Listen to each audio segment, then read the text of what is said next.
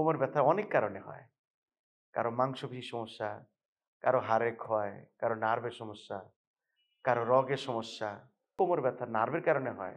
আপনি চিকিৎসা করতেছেন অন্য একটা দর্শক আপনারা হয়তো খেয়াল করবেন, কোনো একটা গাছে যদি ৫ টা আম একটা ঝোপায় থাকে, অনেক ক্ষেত্রে কিন্তু ১ টা আম পাকে, ৪ টা আম কিন্তু পাকে না। তা আপনি আইডেন্টিফাই করলেন ওই আমটা পাকছে। ওই আমটা পাড়ার জন্য আপনি কি পদ্ধতি ব্যবহার করবেন? তা আপনি এত বড় একটা ঢিল মারলেন। দুর্ভাগ্যক্রমে আপনার পাকা আমটা না পড়ে কাঁচা আমটা পড়ে গেল। কি হবে দর্শক?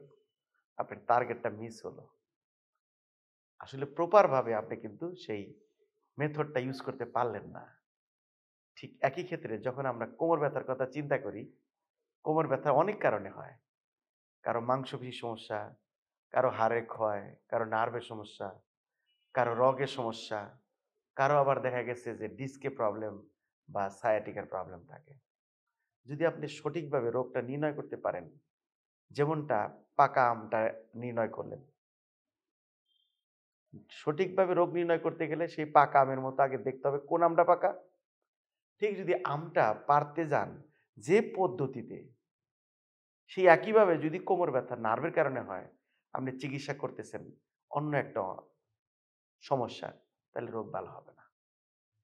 তার মানে আমে ঢেল না মেরে ঠুসি দিয়ে আম পেড়তে হবে।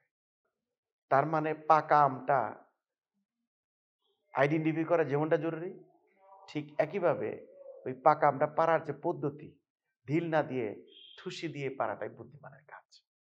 ঠিক একইভাবে আপনার কোমর ব্যথার জন্য দরকার সঠিক রোগ নির্ণয়, সেই অনুসারে আধুনিক এবং সঠিক চিকিৎসা পদ্ধতি।